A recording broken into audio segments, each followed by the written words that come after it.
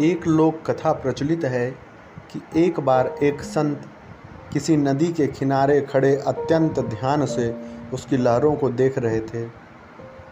इतने में एक दरिद्र व्यक्ति उनके पास पहुंचा और बोला, हे महान संत, मैं धन के अभाव में दर दर भीख मांग रहा हूँ। मेरे बच्चे भूख से बिलख रहे हैं। मेरा जीवन अत्यंत दुखमय हो गया है। यदि आप जैसे तपस्वी संत की कृपा दृष्टि हो जाए तो मेरी स्थिति सुधर सकती है। संत ने अत्यंत स्नेह से पूछा, बताओ, मैं तुम्हारी किस तरह मदद कर सकता हूँ? निर्धन व्यक्ति ने कहा, अगर आप मेरे लिए कुछ धन की व्यवस्था कर दीजिए।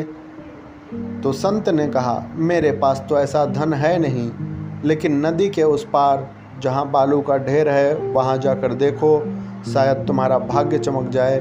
कल मैंने वहाँ पारस मणि पड़ी हुई देखी थी। निर्धन व्यक्ति यह जानकारी पाकर अत्यंत प्रसन्न हुआ। तुरंत बालू के ढेर की ओर दौड़ गया।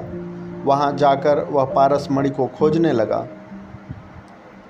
थोड़ी देर में उसे वास्तव में वहाँ मणि पड़ी हुई मिल गई।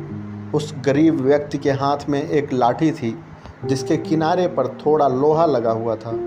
उसने उस लोहे को पारस मणि से छुआ दिया। सारा लोहा सोने में बदल गया।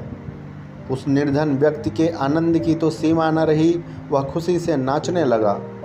लेकिन तभी अचानक उसके मन में एक ख्याल आया कि आखिर संत के पास ऐसी कौन सी चीज़ है जिसकी वजह से उन्हें यह पारस मणि भी व्यर्थ जान पड़ी।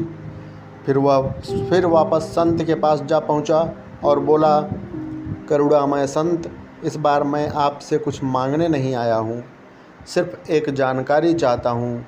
कृपा करके यह बता दीजिए कि वह कौन सी चीज़ है जिसे पाकर आपने पारस मणि पत्थर को भी तुच्छ समझा और उसे आप वही छोड़कर आ गए। इस प्रश्न को सुनकर संत ने एक जो बहुत प्यारा उत्तर दिया, आप लोग भी सुनिए।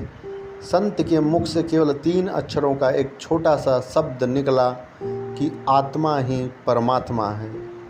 अनंत ऐश्वर्य युक्त आत्मा के गुणों का आनंद इस पारस पत्थर से अनंत गुना ज़्यादा है। तो दोस्तों, कैसी लगी ये कहानी? अगर आप लोग को पसंद आई हो तो प्लीज़ मेरे चैनल को सब्सक्राइब कर लीजिए और शेयर कर दीजिए। मेरे चैनल पे आपको आध्यात्मिक कहानियाँ ढेर सारी मिलेंगी, ओशो की कहानियाँ मिलेंगी और आपको गांव के ब्लॉग्स भी देखने को मिलेंगे। धन्यवाद दोस्तों।